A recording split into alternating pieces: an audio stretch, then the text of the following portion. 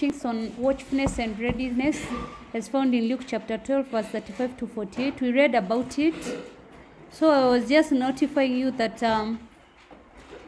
Jesus' teaching on watchfulness, believers should get dressed before his coming. They should keep their lamps burning, should be alert. This is paper 2. Those who are found waiting will be blessed. Christians should be prepared at all times for the coming of Jesus. And then we should continue working as believers till the time Christ comes. Also, drunkards will be punished.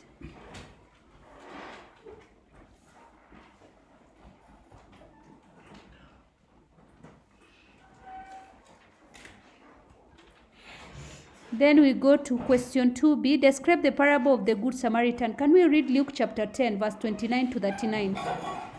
The parable of the Good Samaritan.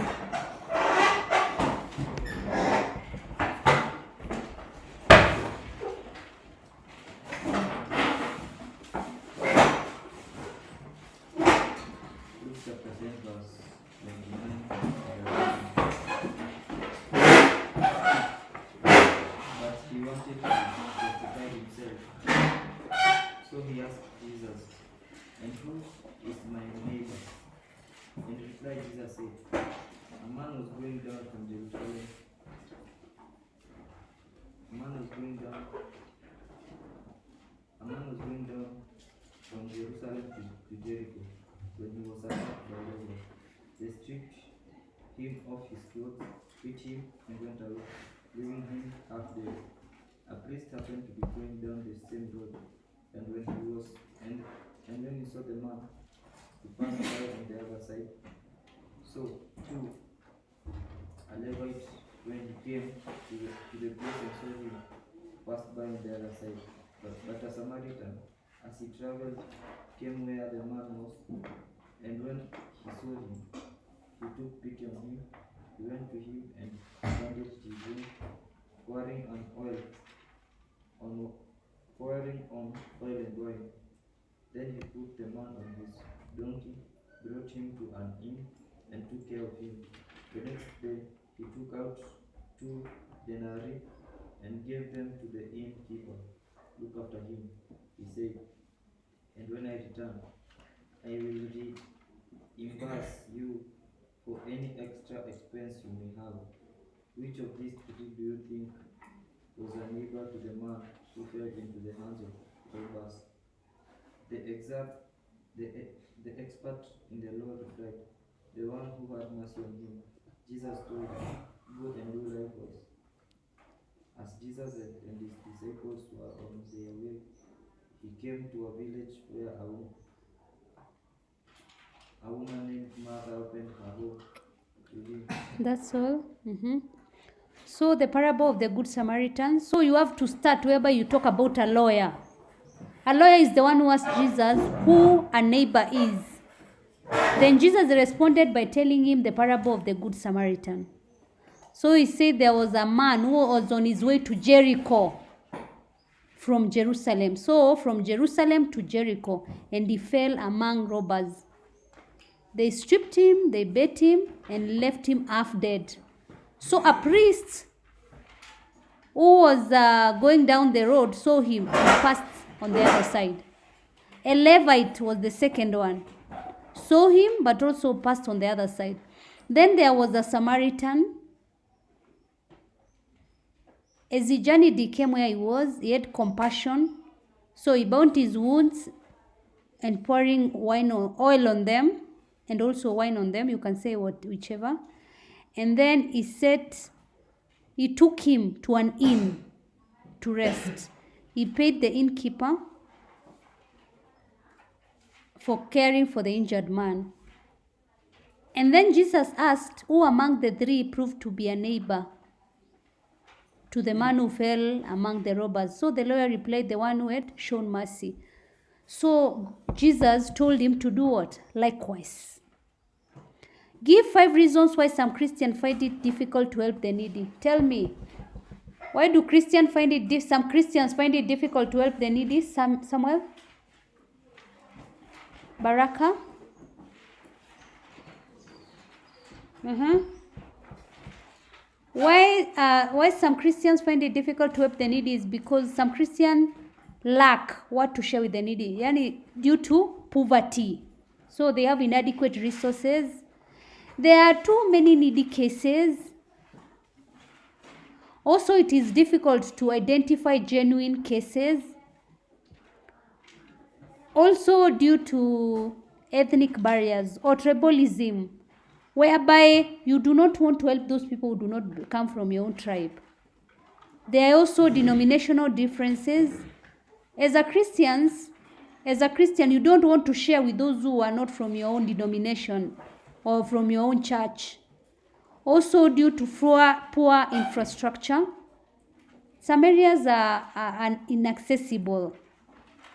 And then due to individualism, some people just ignore. Due to individualism, they ignore the plight of the needy. Political affiliations, whereby you don't want to help people who are in need if they do not belong to you. You are not in the same political party. And also due to misappropriation of resources. This is whereby previously maybe you contributed to the needy and then you find out the money has been taken by someone for their own use. They've not helped the needy. And then also lack of time, that you're too busy to help. I will give 7 reasons why it is necessary for Jesus to have the Last Supper with his disciples. So, why was it necessary for Jesus to have supper, to share the Last Supper with his disciples? Because number 1, he wanted to inform them of his coming death. He wanted to identify the betrayer. Who was the betrayer? Judas. He also wanted to establish the Holy Communion. That is the institution of the Holy Communion. He also wanted to bestow authority to the disciples, to give them authority. He wanted also to share a meal with the disciples. That is the last meal. He wanted to show what the bread symbolized and the wine. Remember that the bread symbolized body of Christ, and also the blood symbolized what? The wine, the blood of what? Christ, that will be what? Poured. Also to institute a new covenant, and also to identify Peter as a leader. He also needed, during the Last Supper, to warn them of coming persecution. After his departure, there will be what? There will come persecution.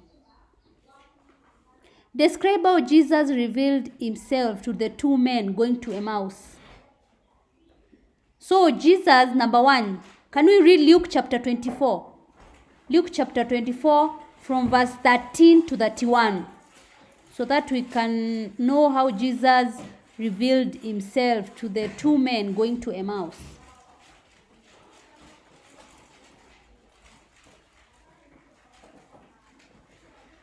Luke chapter 24, verse 13.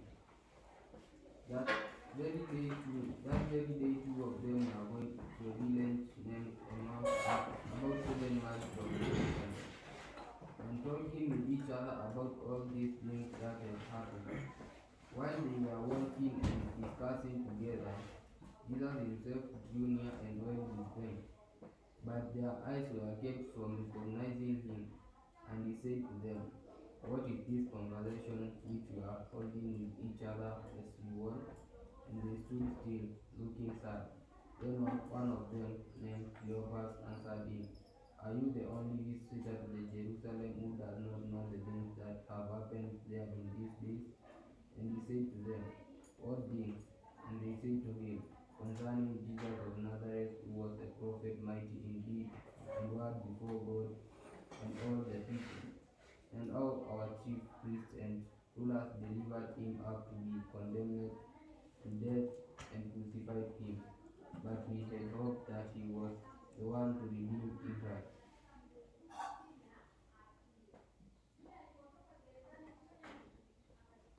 Yes, and beside all this, it is now the 3rd day since this happened.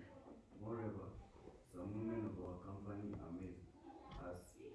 They were at the tomb early in the morning and did not find his body. And they came back saying that they had even seen a vision of angels who said that he was alive. Some of these who were with the women said, but him they did not see. And he said to them, O foolish men, and slow of heart to believe all the prophets have spoken. Was it not necessary that the Christ should suffer these things and enter into his glory? And beginning with Moses and all the prophets, he interpreted to them in all the scriptures the thing concerning himself. So they drew near to the village to which they were going.